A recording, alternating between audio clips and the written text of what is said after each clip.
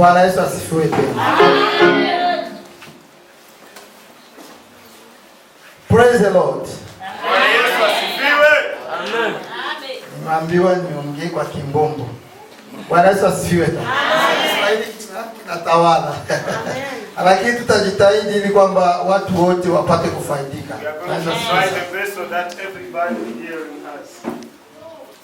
Lakini before we carry on, I would like to sing this song from the salvation song. Kabla tuendelea, ningependa kuimba nyimbo za wokovu. This song number 35.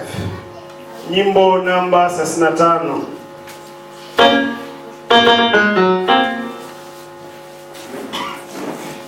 Wale ambao wana sauti nzuri watatusaidia kuimba. Those who have a good voice, they're going to help us to sing. Nimefika kwake Yesu na rohoni mwangu sasa jua lake la neema linang'aa kila siku. Roho yangu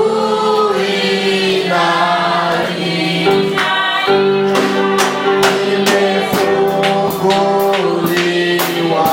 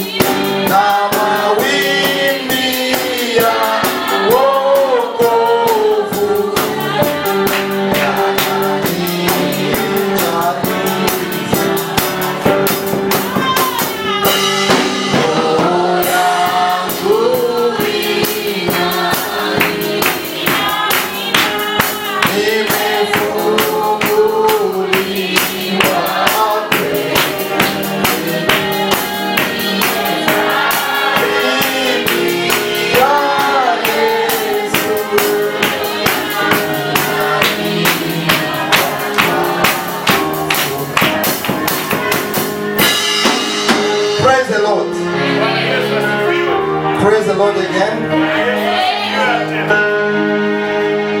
To those who came late, my name is Amuri. Jina langu naitwa Amuri. Or you can call me Jeremiah. Au unaweza kaniita Yeremia. That's my Christian given name. Hilo ni jina langu la Ukristo. Praise the Lord. Bwana Yesu asifiwe. I am a father of the two. Ni baba wa watoto wawili and a husband to one wife. Na ni mume wa mke mmoja. Praise the Lord again. Bwana Yesu asifiwe tena. So without wasting our time, bila kupoteza muda, I would like to ask the congregation, ningependa kuuliza mkutano, are we all the saved ones? Wote tumeokoka? Are we all the saved ones? Wote tumeokoka? Are we all the children of God? Wote ni wana wa Mungu? Because I'm going to speak to the children of God. Kwa sababu nitaongea na wana wa Mungu. I'm not going to speak to the non-believer. I'm going to speak to the believer. Nitaongea kwa wale ambao si waamini, lakini naongea kwa wale. That's why I'm trying to ask to know your identification. Ndio maana ninajaribu kujua mwelekeo wako. So that when I speak, ili kwamba atakapoongea, I must know who I'm speaking to. Nielewe kwamba ninazungumza na nani. Praise the Lord. Bwana Yesu asifiwe. So without wasting our time, kwa hiyo bila kupoteza muda, we're going to read from the book of Luke. Tutakwenda kusoma kitabu cha Luka chapter 15, sura 15 from verse 11 to 17. Mstari wa 11 mpaka mstari wa 17. To those who have English Bible, I would like Someone who have the English Bible to read first, then the Swahili Bible will read after. Yule ambaye Biblia ya Kiingereza anataka tusaidia kwanza kusoma. If you don't have, na kama hayupo, I will read from my phone here because I prepared in my Swahili Bible. I didn't know I'm going to preach in English. Praise the Lord. Bwana Yesu asifiwe. I therefore going to read from the phone. Praise the Lord. Amen. We're going to read from Luke chapter 15 verse 11 to verse 17.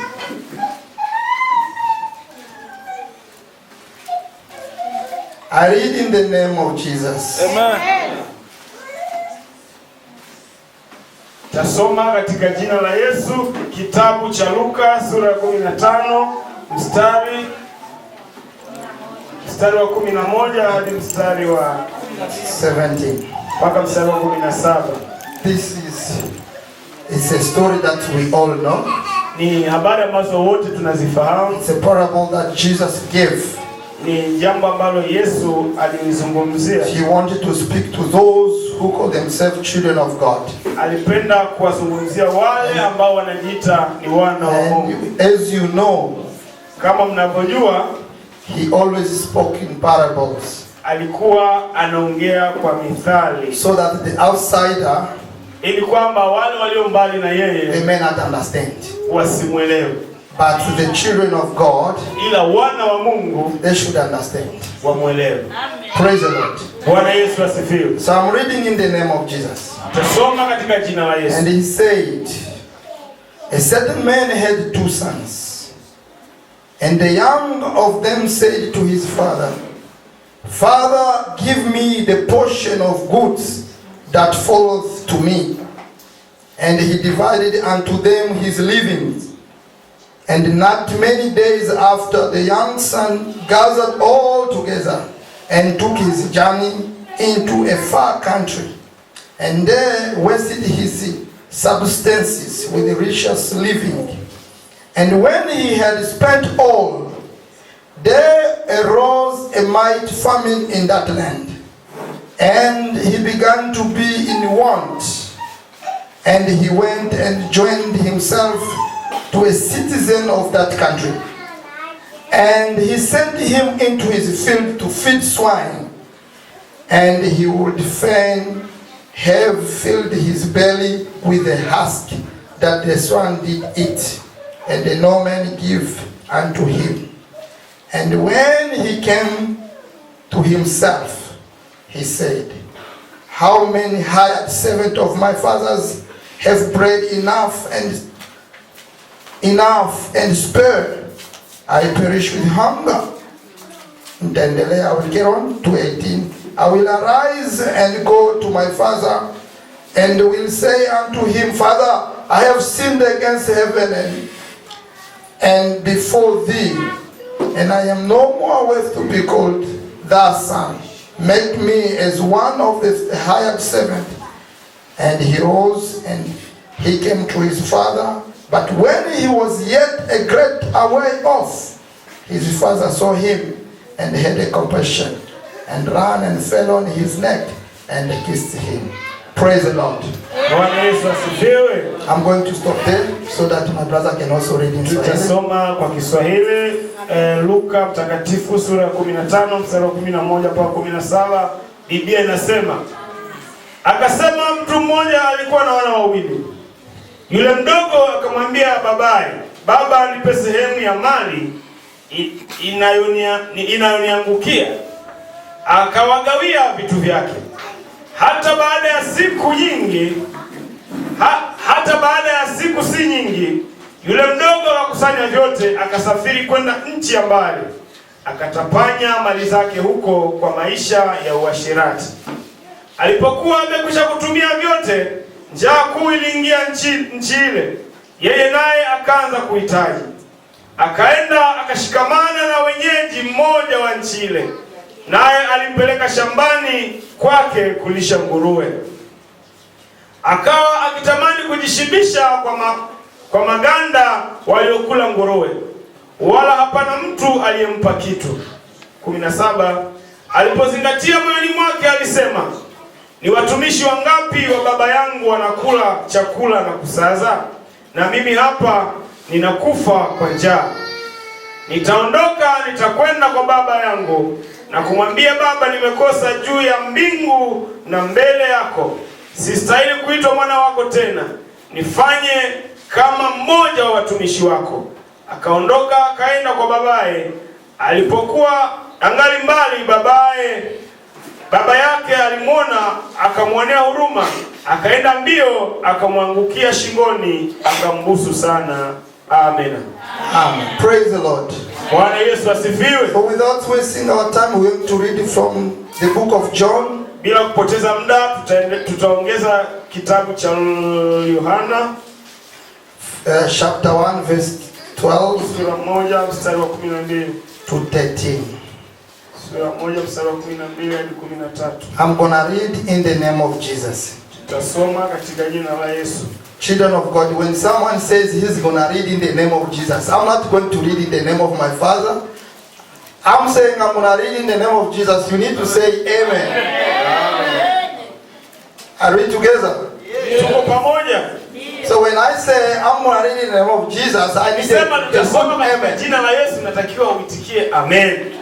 Praise the Lord. That's the will of God. Hayo ni mapenzi ya Mungu. It's not my will. Sio mapenzi yangu. Not my brother's will. Sio mapenzi ya not your will. Sio mapenzi yangu. God's will. Ni mapenzi ya Mungu. Because we are here. Kwa sababu tuko hapa for his mission. Kwa sababu ya we are here. Tuko hapa to proclaim his name. Kwa sababu ya kulitangaza. So everything we do here, kwa kila kitu tunachofanya, we doing it in the name of Jesus. Tunakifanya kwa jina la Yesu. Praise the Lord.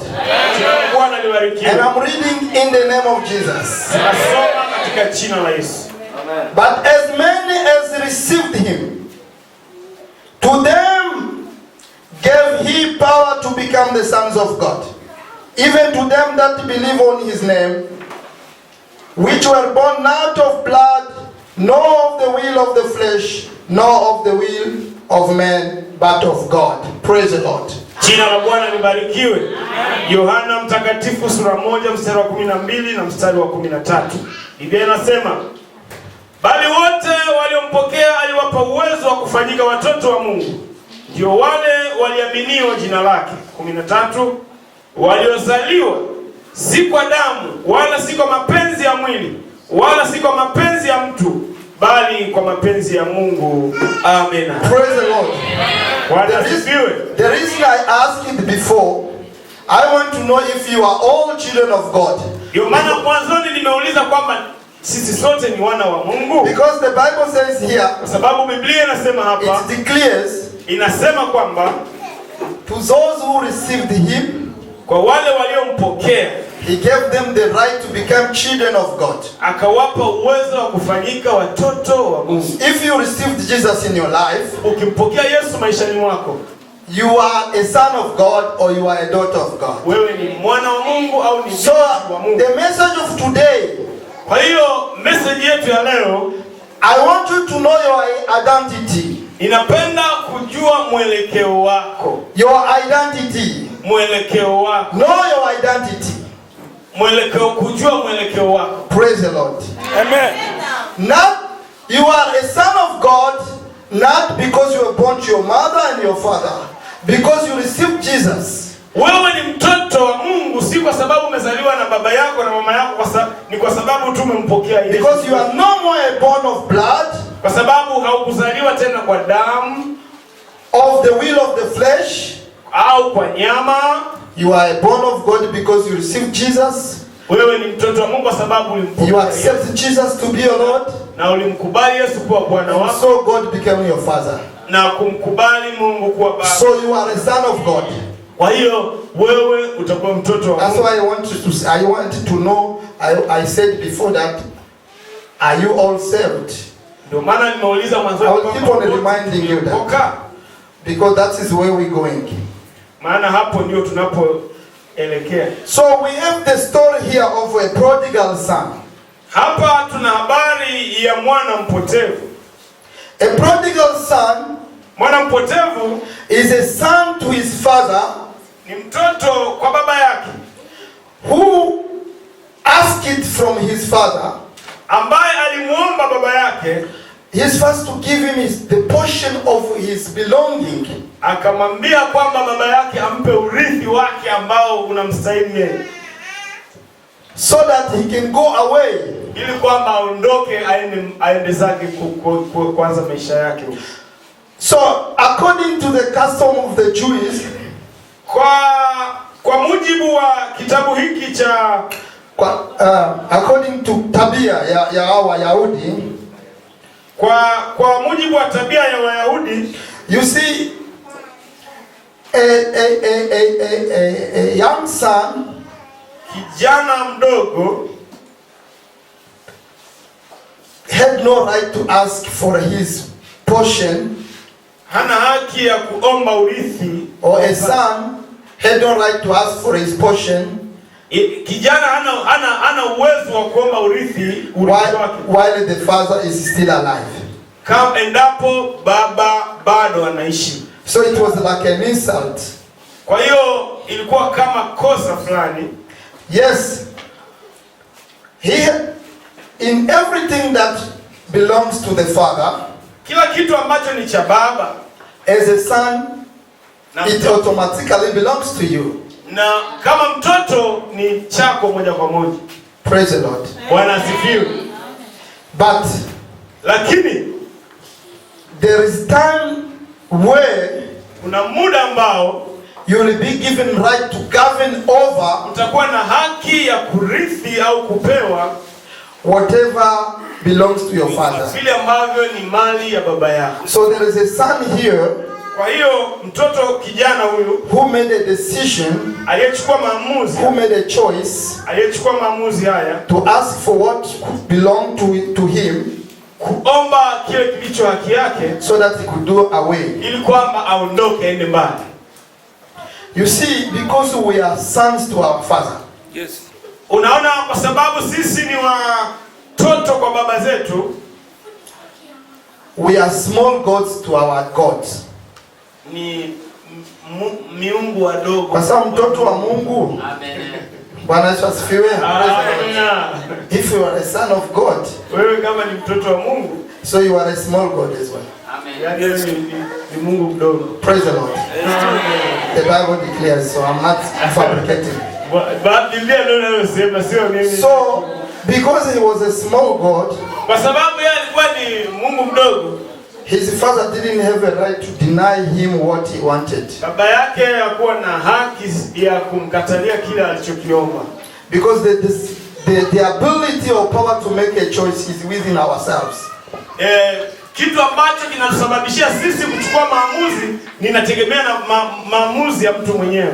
I'm trying to say that everyone here, kila mtu hapa, the only power that you have, kila nguvu ulionayo, is the power to make a choice. Ni nguvu ya kufanya chaguo. It's a power to make a decision. Ni nguvu ya kufanya maamuzi. And I want to remind you, napenda kukukumbusha, the choice you make today, maamuzi unayoyafanya, chaguo unalolifanya leo, it determines your destiny. Yes.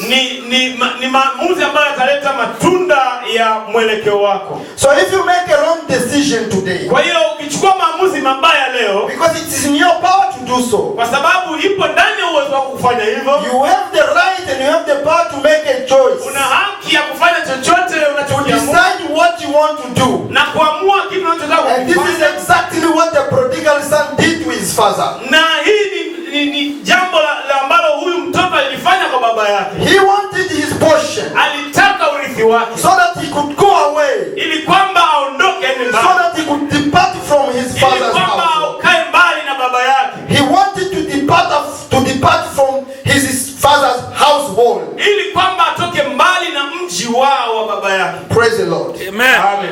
And his choice, his decision was granted.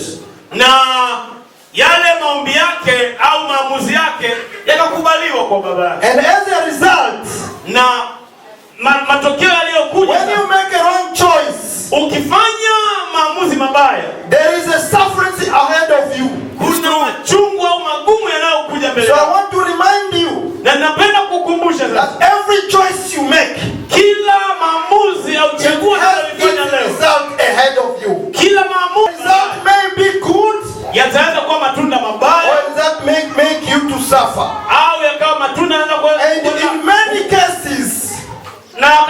njia nyingi, when you are not lucky enough, na kama una bahati vizuri, you may not have time to come back. na inawezekana usiwe na nafasi ya kurudi tena. You may perish there. Na unaweza kaishia huko. Praise the Lord. Bwana Yesu asifiwe. So I want to remind you, kwa hiyo napenda kukukumbusha that you are a son of God. kwamba wewe ni mwana wa Mungu. You are a daughter of God. Yes. Wewe ni binti wa Mungu. So check the decision that you make in your lifetime. Hebu angalia maamuzi ambayo uliyachukua katika maisha yako. Try to check your life. Angalia maisha yako. Are you doing well with your God? Unafanya vizuri na Mungu wako? Are you in the will of your Father? Uko unaendelea kufanya mapenzi ya baba yako? Now if you are doing the will of your Father, kama unaendelea kufanya mapenzi ya baba yako, I'm assuring that you are making a good decision. Ninakuhakikishia kwamba unachukua maamuzi mazuri. And you won't regret it. Na hautajutia. Praise the Lord. Amen. Bwana Yesu asifiwe. Because you are doing the will of your Father. Kwa sababu unafanya mapenzi ya baba yako. And now if you are not in the will of your Father, na kama haufanyi mapenzi ya baba yako, as a child of God, kama mwana wa Mungu, as I said that you are a child of God, kama ninavyosema mwana, you are a small God, wewe ni Mungu, you are a son to a king. Wewe unachukuliwa kama mfalme. You are a son to a king. Wewe ni mwana wa mfalme. So as a son of a king, kama mwana wa mfalme, if you make a wrong decision in your life, ukifanya maamuzi mabaya maishani mwako, you will find yourself eating it with a pig. Imagine. Utajikuta unaanza kula na nguruwe. He is a son of a rich man. Huyu alikuwa ni mtoto wa tajiri. Who make a decision that did not suit his father. Ambaye alichukua maamuzi ambayo hayakumpendeza. And at the end of the day, he found himself eating with pig. Na mwisho wa siku akajikuta mwenyewe anakula mabaki ya nguruwe. Praise the Lord. Amen. Bwana Yesu asifiwe. Do you see now? Unajua nini? I said, nilisema the decision you make, maamuzi unayochukua leo, determine your path.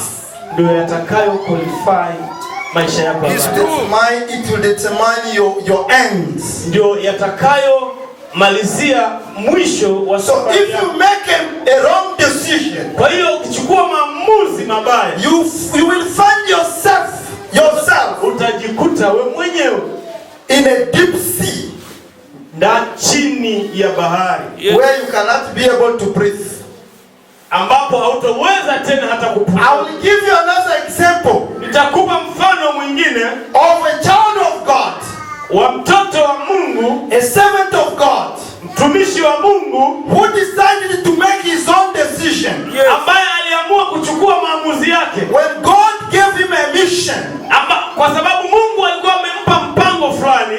God gave John a mission. Mungu alimpa Yona mpango fulani, a mission to go and preach to the children of Nineveh, mpango wa kuondoka na kusafiri kwenda kuhubiri katika mji wa Ninawi. But here's Jonah made his own decision. Yona akafanya maamuzi yake. Jonah made his choice. Yona akafanya maamuzi yake. And that is the end of it. As a result, I'm not even going to talk too much there. But I will tell you, when you make a wrong choice against God, what the results that you're going to be. kuongelea sana hapo, lakini nataka kuonesha kwamba Jonah found himself in the depths of the sea.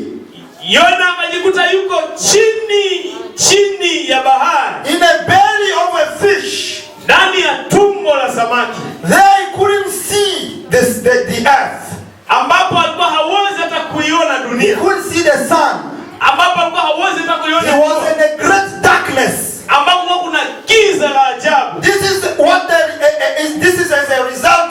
Every time you make a wrong choice in your life, kila mara ukifanya you will find yourself in the dark, utajikuta kwenye giza, where you cannot see the light anymore, where only the devil can see you, lakini shetani tu anaweza kukuona. Praise the Lord. Amen.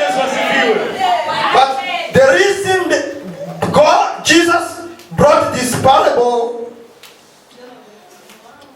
the reason sababu Jesus spoke about this parable, sababu ambayo ilimfanya Yesu aongelee kuhusu mfano huu, he wanted to speak, alitaka kuzungumzia of the greatness of the love of God. Alitaka kuzungumzia uzuri wa Yesu Kristo. He wanted to speak about the greatness of the love of a father to his son. Alitaka kuzungumzia uzuri wa upendo wa baba kwa mtoto. No matter how much you have disobeyed your father, hata kwa namna gani unavyomdharau au kutomtii baba yako, the opportunity that you have, chance yoyote ulionayo wewe. And that's a miracle that I always say people, when people they talk about miracle, watu wanapenda kuongelea miujiza sana. Miracle is when you are still alive. Yes. That's a great miracle. Muujiza ni ule ambao wewe mwenyewe bado unaishi. And the reason why I say this is a great miracle to be alive, muujiza mkuu ni kuwa katika uhai. The reason why I say so it's because, kwa nini nasema hivyo ni kwa sababu only a living person can still make a decision. Yes. Kwa sababu ni mtu pekee ambaye bado yuko hai ambaye anaweza kuchukua maamuzi. So no matter how far you have gone away from your father, kwa hiyo hata ukiwa mbali namna gani kwa baba yako, no matter how whatever the great sin you have done, hata ukiwa haitegemea haijalishi kwamba namna gani umeenda mbali na baba yako. As a child of God, kama mtoto wa Mungu, you have the identity of your father in you. Bado unayo identity. And your father is mourning you. And bado baba yako anakuhitaji. Your father is mourning for you, is crying. Baba yako anakuhitaji, analia. He's praying that you may come back to him. Anakulilia ili kwamba so because you are not dead yet, lakini bado haujarudi. Because you are not dead yet in your sins. Kwa sababu bado haujatoka katika dhambi zako. Because haujakufa. Kwa sababu haujakufa. You still have the opportunity. Amen. And that's a miracle in your life. Yes. Na hiyo ni muujiza katika maisha yako. Because you are still alive. Kwa sababu bado unaishi. So he is the son of a rich man, of a king. Huyu ni mtoto wa tajiri who was eating with swan. Ambaye alikuwa anakula na nguruwe. And at the end of the day, the Bible says, na mwisho Biblia ikasema, he came back to his senses. Akajirudia akilini mwake. He remembered his identity. Yes. Akakumbuka alikotoka. Because he was still breathing. Yes. Kwa sababu alikuwa bado anaishi. The Bible says, Biblia inasema, a living dog, Mungu anayeishi, a living dog, mbwa aliyekufa, aliye hai, ni bora kuliko chui ambaye amekufa. Yes. A living dog is better than a dead lion. Yes. Mbwa aliye hai ni bora kuliko chui aliyekufa. Do you know why?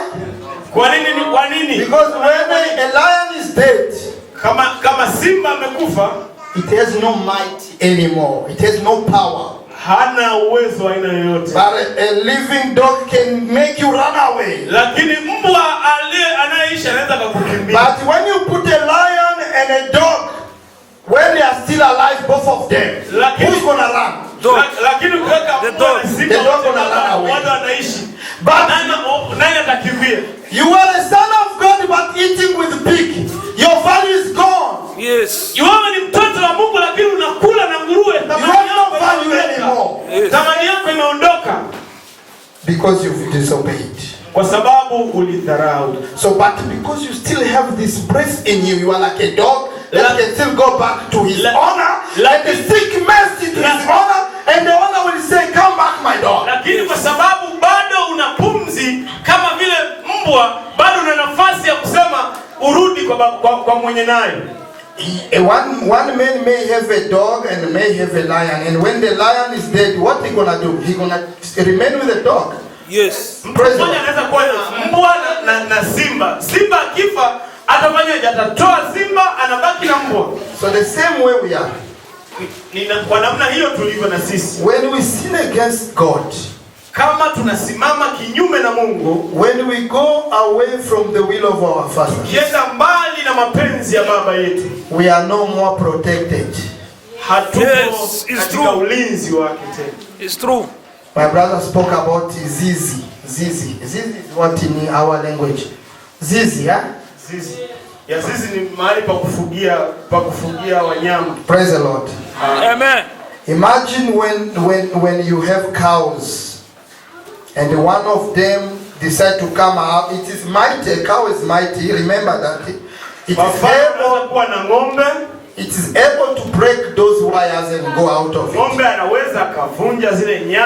when they are coming from the field, the shepherd will always put them together, and they will lock there with a mere wire, a small wire, and they will remain there till morning.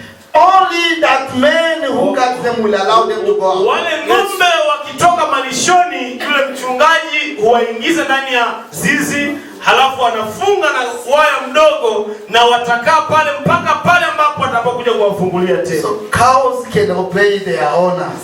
Yes. Kwa maana hiyo ng'ombe wanaweza wakatii mchungaji wao. Children of God are disobeyed. They want to come out of the land. Lakini watoto wa Mungu hawatii na wanataka kuondoka katika maelekeo. So remember this, every time you are away from God.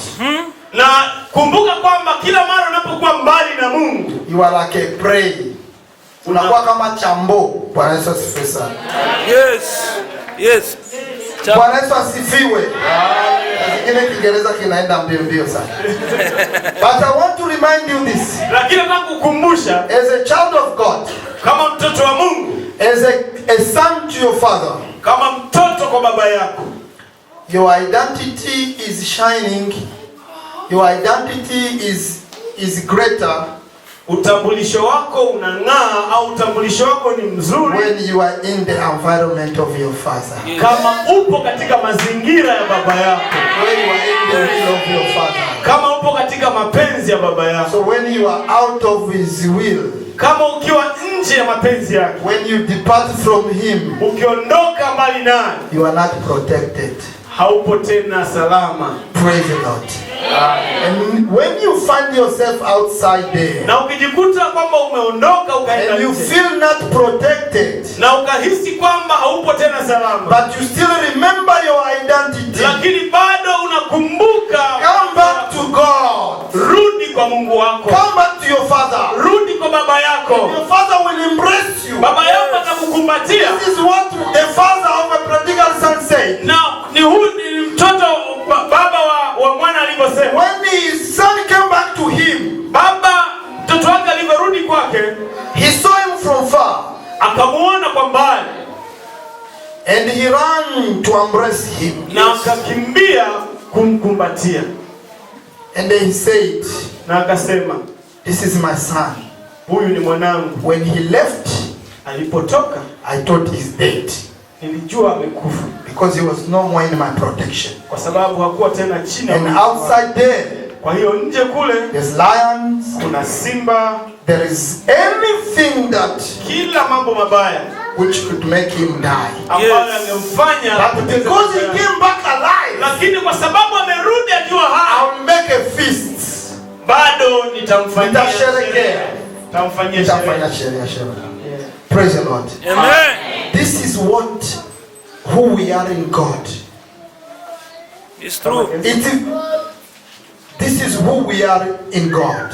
Yeah, hii ni namna ambavyo tuko ndani ya Mungu. Children of God, watoto wa Mungu, let's protect our identity in the environment, in the will of our God. Yes. Acha tutunze mwelekeo wetu katika mazingira yote ambayo tunayoishi mbele za Mungu. As you know, if you are a son to a president, kama unavyojua ukiwa mtoto wa mfalme wa rais, if you are a daughter to a president, au wewe ni binti wa rais, it's not easy to see the children of presidents. Sio rahisi kuona mtoto wa rais. Even to take them picture, you don't see. Au kumpiga picha na mtoto wa rais sio kitu rahisi. You may be used to see their father. Labda unaweza kaona baba tu. But them not. Lakini wao ni vigumu sana. Because their identity. Kwa sababu mwelekeo wao need to be protected. Unalindwa zaidi. Praise the Lord. Bwana Yesu asifiwe. As children of God, kama mtoto wa Mungu, we have to know that outside there, unatakiwa kujua kwamba kule nje, the devil is waiting. Yes. Shetani anakusubiri. The devil is waiting. Shetani anakusubiri to make us eat like pigs. ili kwamba ule pamoja na nguruwe. Praise the Lord. Jina la Bwana libarikiwe. So who's ready to eat like pig? Nobody. Nani ambaye yuko tayari kula kama? That's why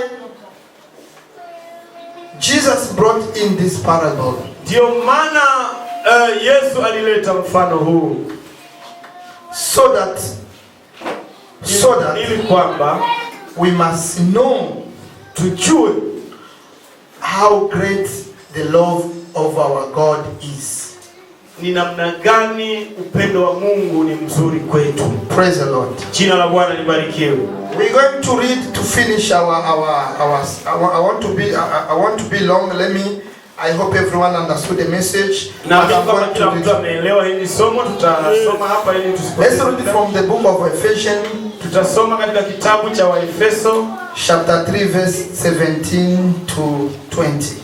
Sura ya 3 mstari wa 17 hadi 20. Waefeso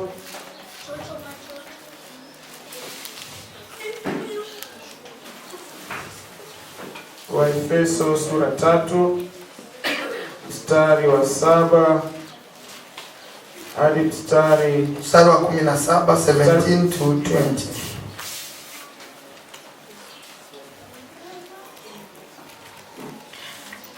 I read in the name of Jesus.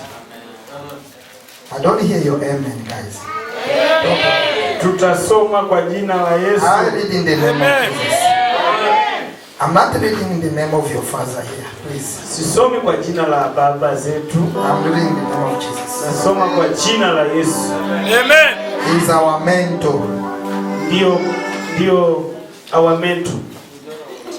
That Christ may dwell in your heart.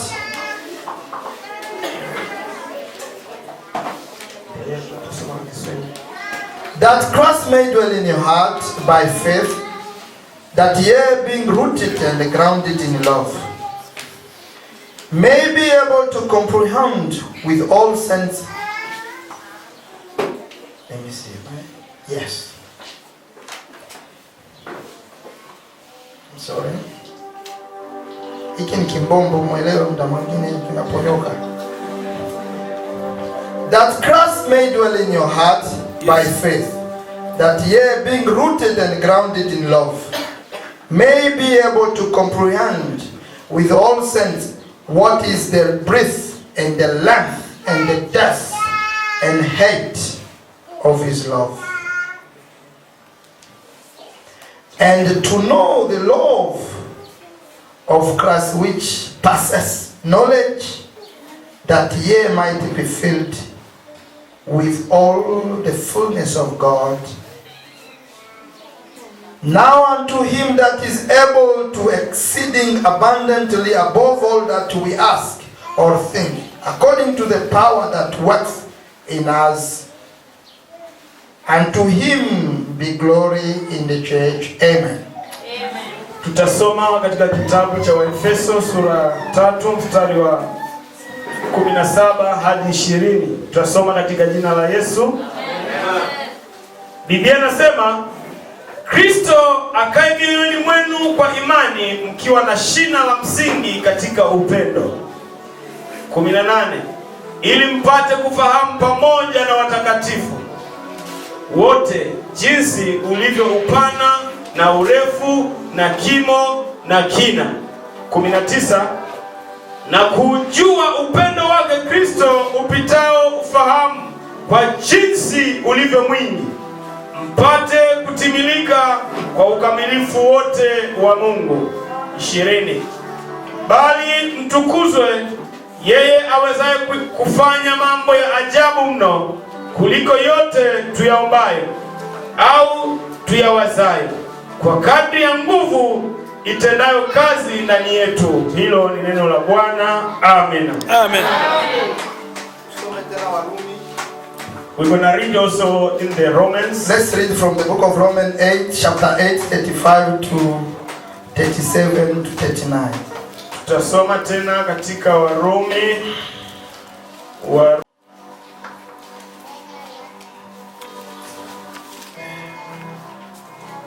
Warumi sura 8 mstari wa 35.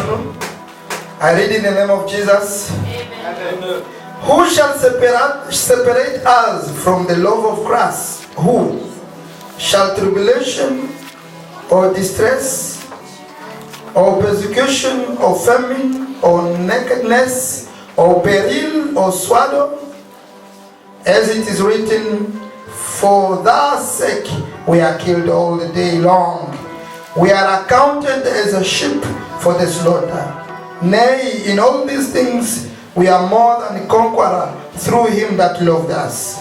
For I am persuaded that neither death nor life, nor angel, no principality, no power, nothing present, nothing to come, no hate, no death, nor any other creature shall be able to separate us from the love of God which is in Christ Jesus our Lord. Amen. Amen.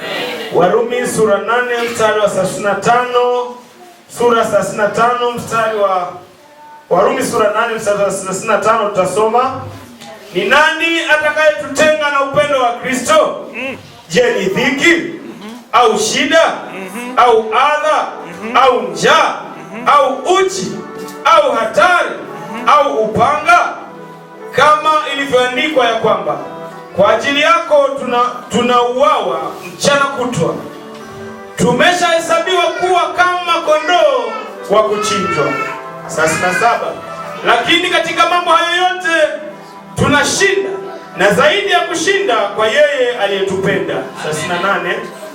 Kwa maana nimekwisha kujua hakika ya kwamba wala mauti wala uzima wala malaika wala wenye mamlaka wala yaliyopo wala yatakayokuwepo wala yenye uwezo. Hilo ndio neno la Bwana. Amen. Amen. Praise the Lord. Amen. These two readings, haya hii mistari miwili, they are reminding us yanatukumbusha kwamba that the great of love, kwamba the greatness of God's love, upendo mzuri wa Mungu maishani mwetu. There is nothing can separate us from the love of God. Kuna kitu chochote kinachoweza kututenganisha na upendo wa Mungu. It's not your sins. Sio dhambi zako.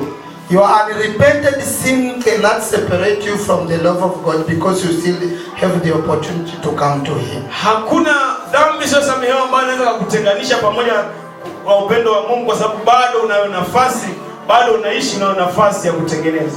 And the only thing that make heaven to shake, kitu kimoja tu kinachofanya mbingu zitikisike, and which makes heaven to celebrate, kinachofanya mbingu zishangilie, it's not you coming to church every day. Si kwa sababu unakuja kanisani kila siku. It's not about you singing here. Sio kwa sababu unaimba hapa. It's not about you claiming you love God. Si kwa sababu unasema unampenda Mungu. The only thing that can make heaven and angel in heaven, kitu pekee kinachoweza kufanya mbingu na malaika washangilie, is when a sinner repents. Ni pale mwenye dhambi anapotubu. Praise the Lord. Amen. Jina la Bwana libarikiwe. And that is the mission. Na hiyo ndio mission kubwa. That's the mission of the church. Na hiyo ndio mission ya kanisa. And that's the mission that Jesus left to his disciples. Na hilo ndio jukumu ambalo Mungu aliliacha kwa wana wake. That they must go, kwamba waende and preach the good news, wakahubiri habari njema. and those who believe, na wale watakaoamini, they must baptize them. Wakabatizwe. And when you are baptized, na ukishabatizwa, you repent, unatubu, you become a new person, na unakuwa mtu. So when you become a new person, na ukiwa mtu mpya, in the kingdom of the devil, kwa katika ufalme wa ibilisi, they cry, wanalia. There's a fight, kuna vita, they've lost, wamekosa. But in heaven, lakini mbinguni, they celebrate. Yes. Wanashangilia. Angels celebrate. Malaika wanashangilia. You're coming to church every day doesn't change anything. Yes. Kuja kwako kanisani hakubadilishi kitu chochote. If you repent, kama unatubu, heaven celebrates. malaika, mbingu zinashangilia. Luke chapter 15 verse 10. Luka sura 15 na mstari wa 10. And again he said, rejoice ye gentle with the people.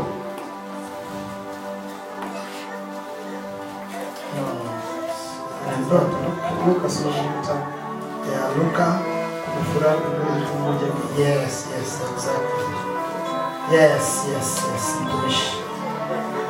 Yes, here we are.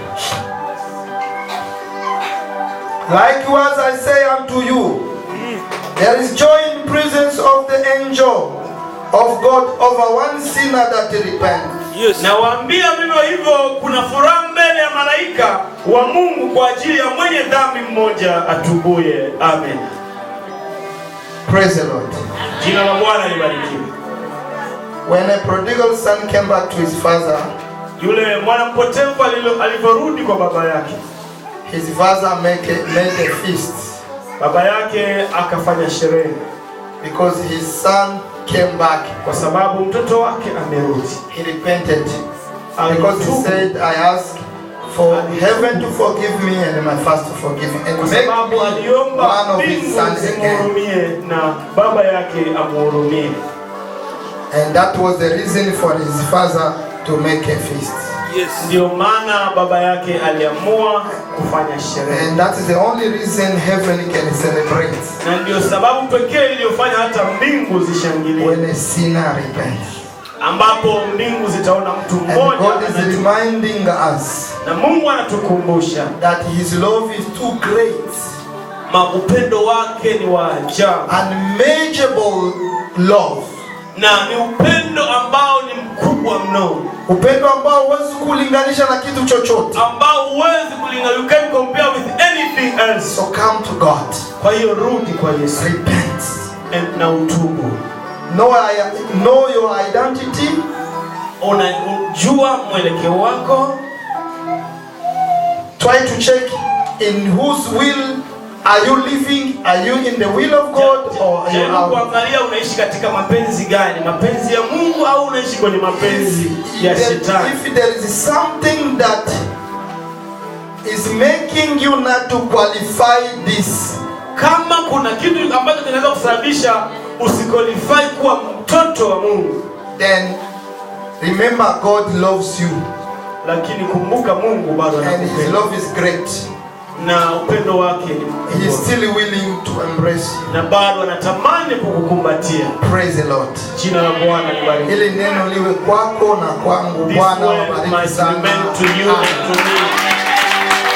In Jesus' name, amen.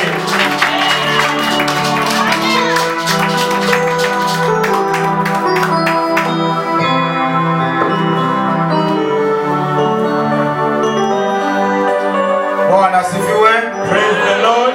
Makofi na vigelegele kwa ajili ya Mungu.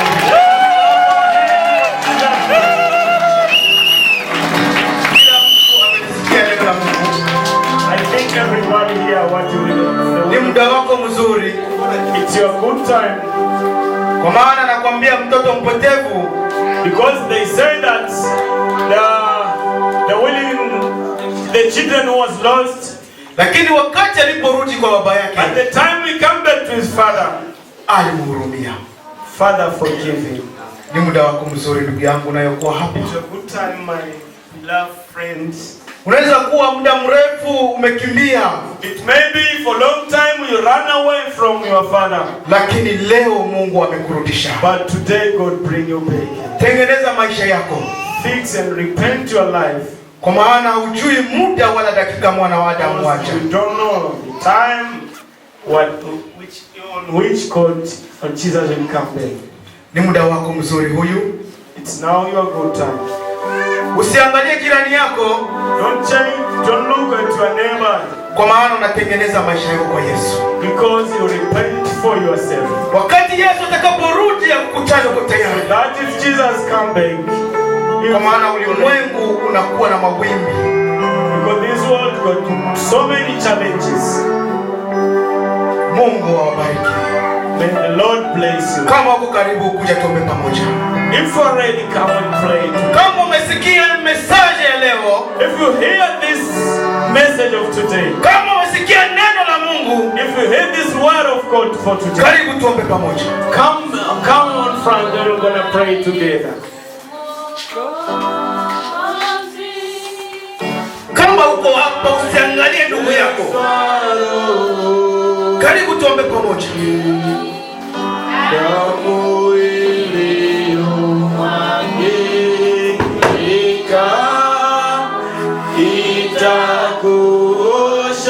Ndugu yangu unayokuwa hapa, hii ni message na kuya juu yako na juu yangu.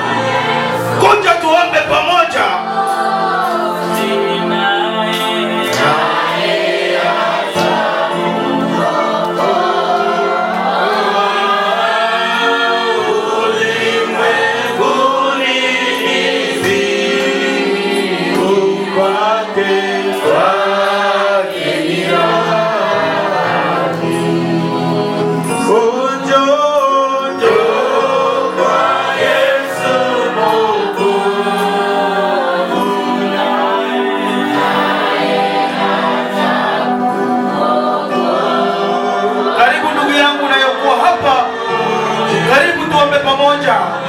Kwa ajili ya kutengeneza maisha yako wewe na Mungu, kwa ajili ya kukaribia katika zizi la Mungu. Kama uko hapa, karibu tuombe pamoja.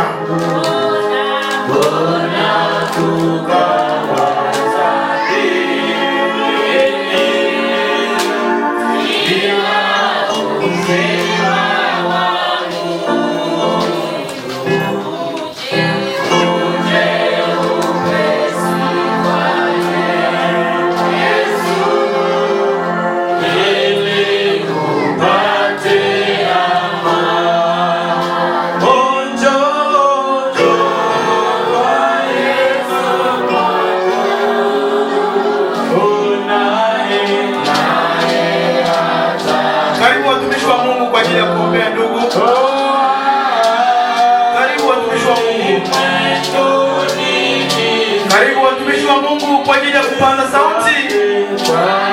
Kwa maana nasema mbinguni kuna kuwa sherehe kubwa. Kama mwana mmoja ameingia katika zizi la Mungu. Karibu kwa ajili ya kupanda sauti.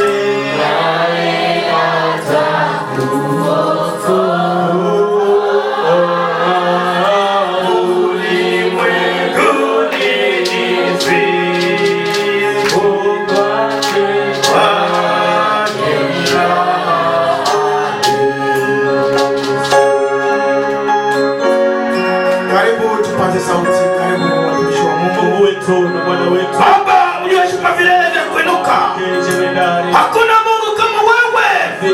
Kwa maana unasema furaha mbinguni kama mwana wako amerudi. Bwana Baba alipomwona mwana wake alifurahi. Yes. Na sisi siku ya leo tunakuwa na shangwe mahali hapa kuona tena kondoo yako imerudi katika zizi lako. Asante Yesu. Asante Baba.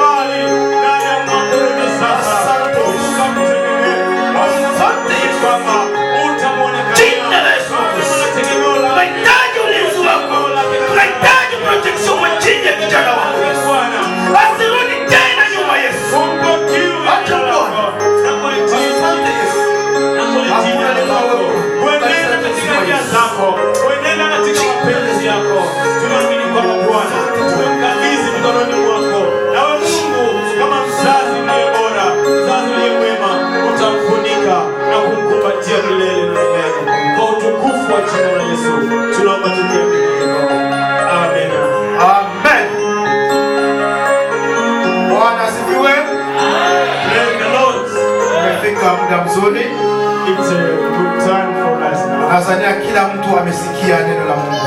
I think everybody here what they were saying. Anayekuwa na masikio amesikia. Somebody who got eyes will hear already what they said. Ni muda mzuri, ni muda wa matangazo. It's good, it's time for announcement. Karibu